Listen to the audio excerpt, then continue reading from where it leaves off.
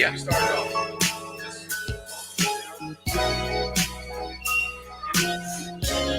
Hello, everyone, and welcome back to our Facebook Live for 807 Giving Day here at LeMoyne-Owen College.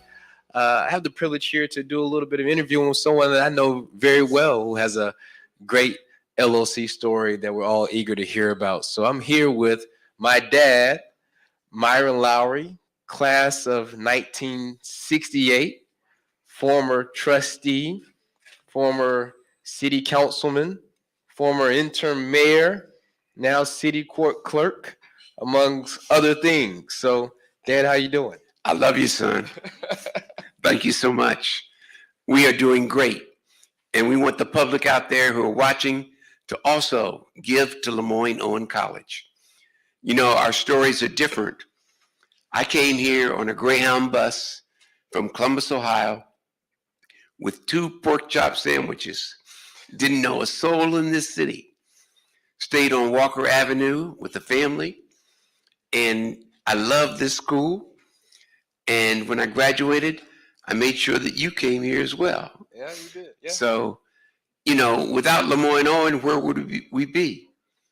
LeMoyne provided the foundation for me for success. LeMoyne has a rich history. We talked about Marion Barry, a 1958 graduate who went on to Washington, D.C. to become the mayor. We talked about Reverend Benjamin Hooks, head of the NAACP, on the FCC Commission. We could go on and on with graduates from LeMoyne who are in state government, federal government, doctors and lawyers, and we're just here to give it back today. That's right, Dad. But listen, before we get into all that, because you're right, there are countless names we can sit up here and name that have had impact in Memphis and as well as nationwide about LeMoyne-Owen College. But let's get back to your story. Again, 1968 graduate, but what brought you to LeMoyne-Owen College? You're a native of Columbus, Ohio. How did you get from Ohio to Memphis, Tennessee? Someone from the United Negro College Fund told me LeMoyne is a good school. I said, great. He said, it's located in Memphis. I said, good. He said, not far from Mississippi. I said, uh-oh. Because at that time, folks weren't getting along with black folks in Mississippi. But I still came. I trusted this man, and I love him for what he suggested. And his suggestion was right for me. Yeah.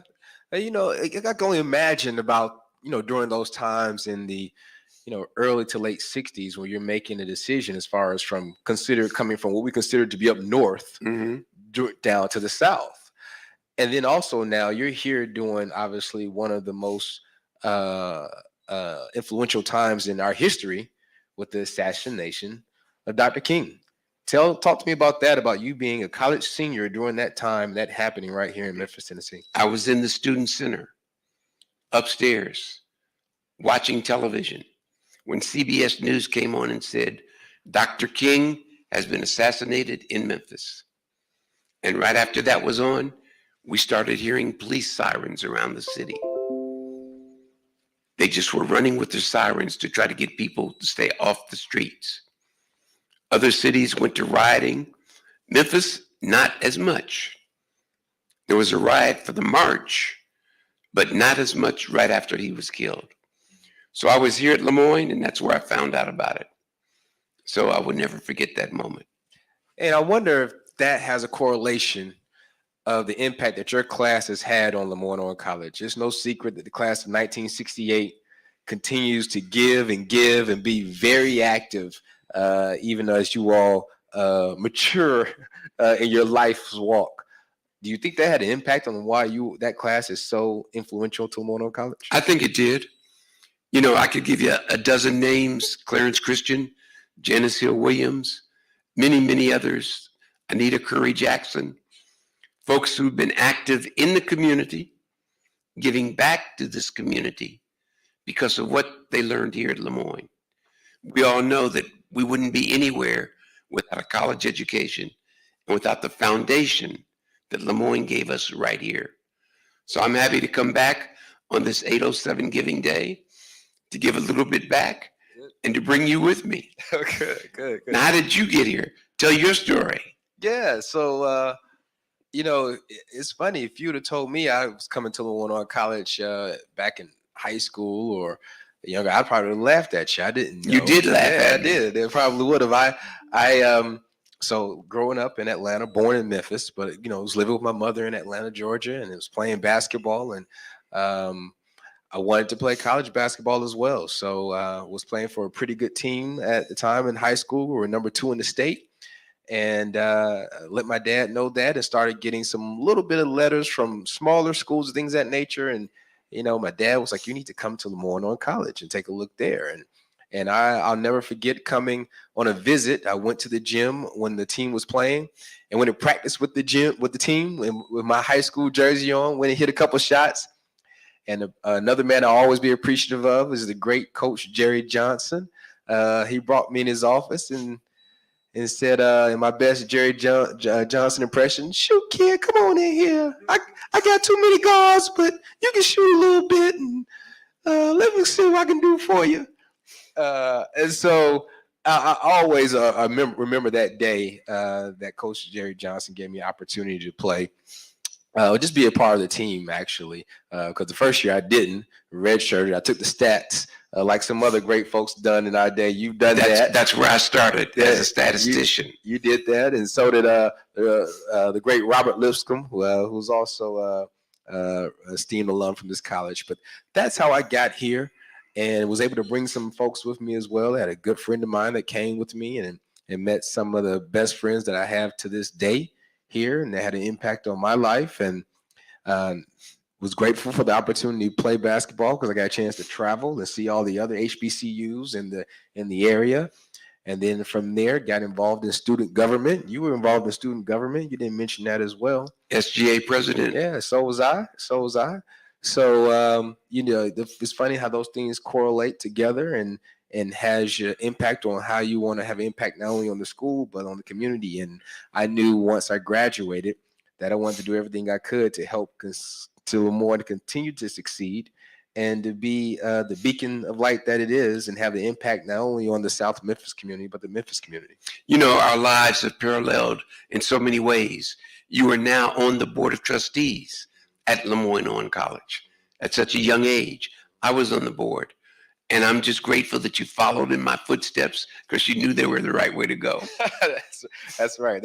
They were. I appreciate you outlining those footsteps a little bit for me and blazing those paths and those trails. And LeMoyne has that impact on you that you just want to make sure you're returning the favor and giving back. Because if it wasn't for the opportunities that LeMoyne invested in me, who knows where I would be, who knows where you would be.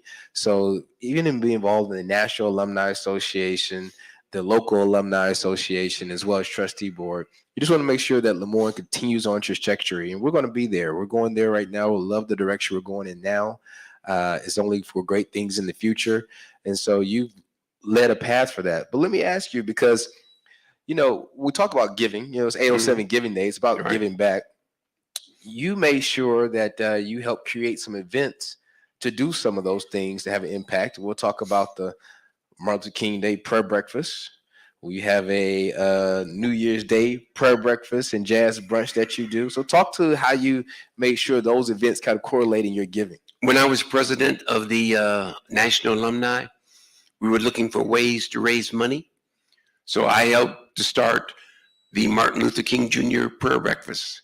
And we've done that for 31 years now. Wow. And for 30 years, I started the New Year's Day prayer breakfast. And that also evolved into the New Year's Day Jazz Champagne Brunch. So we're still doing those two events to benefit LeMoyne-Owen College. And we've got a check to give LeMoyne from our New Year's Day prayer breakfast right now. And we didn't do it for the last 2 years, but we're thinking about doing it again this coming year. Now, when I say our lives parallel, my son's also doing something for LeMoyne. He likes golf. Tell us about it. Yeah, thanks to the pandemic, we all wanted to have a reason to get outside, and I didn't own clubs 2 years ago, but found myself at the golf course and picked it up and had a enjoyed playing. My daughter enjoys playing, and last year I just had an idea, so we should just do a golf tournament to benefit LeMoyne-Owen College. And thankful to the sponsors for that and the people who gave, we were able to donate $20,000 to the school based on that tournament. So we're doing that again this year. We'll be doing that on October 8th, and we're excited about that. And we're excited about the people who want to have an impact on LeMoyne-Owen College. It helps us to raise funds for whatever the college needs. I mean, we have a great vision and a great plan. And I'm just excited about the trajectory we're going into. I look forward to seeing the future impact of this college. We can see it as it exists here, but when we're talking about transformational, how this impact could have on South Memphis, new buildings, things of that nature, roads, whatever that may be, just the whole aesthetic of what this institution could be for those Soulsville. And there's some things that's happening from a governmental standpoint. They're going to have an impact on this community as well. So it's about giving back, as you mentioned, and using your talents wherever that may be. And everyone can do that, whatever that may be. You could have a drive at your school or something at your work. Sometimes your employers will match your gifts. So it's about just finding ways to give back. I don't play golf. I wish I did. Because this year, Landers Automotive is making a big donation to his golf tournament. Tell us what it is. Oh, well, yeah. They're going to sponsor our par 3 contest. And if you get a hole-in-one, you can win a Cadillac. So say that again? You can win a Cadillac. So it may be somebody's lucky day to get on out there and have a good time while supporting the college at the same time. So we're excited about it. We're excited about any time we can have an impact on this school. It makes me proud when I see graduates of LeMoyne-Owen College. It makes me proud when I work at FedEx. It makes me proud when I see interns that come from Lemoyne because I know if they're just given the opportunity, they will succeed. So that's just the type of culture that we breed here in the college and something we kind of embody between the two of us. Great. You're exactly right. It's like we're both passing it on while we can to make sure that other young people have the opportunity to get higher education right here at the only HBCU in Memphis, Tennessee, LeMoyne-Owen College. That's true. So, Dad, tell me, before we wrap up our segment, we kind of talked about how you got here and the impact and those things have had on your life. But do you have a story for us that kind of resonates? What's an LOC story? That's something that happened in college for you that you just had you'll always just remember, whatever that may be. It could have been some things that did you have some new experiences that from moving up north to south? I'm making you think about this one here. So give me an LOC story for you. All right. Well, my LOC story comes in my freshman year.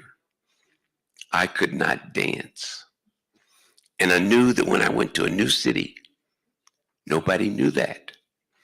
So when we had dances in with the old commons, I got up there and started doing this, and folks said, "Oh, they dance strange up north, don't they?" I said, "Yep, we sure do." Folks thought I knew what I was doing. I was faking it. That's my LOC story. Hey, that's good. That's good. That's you can reinvent yourself as you get back to the college. I'm sorry, I'm making sure I get some notes from the side. I don't want to be sure we're going to our segment over here. Oh, that's a good question. Yeah, we're getting some little bit of tidbits here as well. So how would you reimagine LOC? So we have a trajectory, but dream and dream big. How would you reimagine LeMoyne-Owen College? I would reimagine LeMoyne-Owen being bigger, getting more students, working with the high schools to prepare them to come here, showing the examples of graduates who've done well, and telling them the future is yours. Don't be limited by what people say you can do. Don't be limited by a teacher that says you're not going to make it, because you can make it. And that's all they have to do, is to have a dream and to reimagine themselves here and graduating from this school. Yeah, that's a good point. I would have reimagined it similar, but I'm waiting for the day where we have a campus that is state of the art, helps us move into the digital age and help students prepare for those jobs in the digital workspace. But also too, a campus is, closed off to a certain extent. I like to think about what Morehouse and Spelman used to look like in Clark, Atlanta during those days. You used to be able to drive all around those campuses. You can't anymore.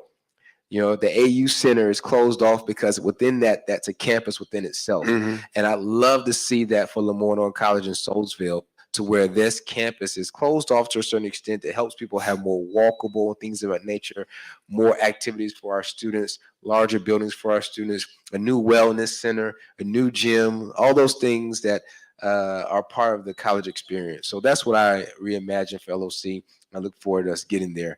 But look, I think we're wrapping up for the end of our segment.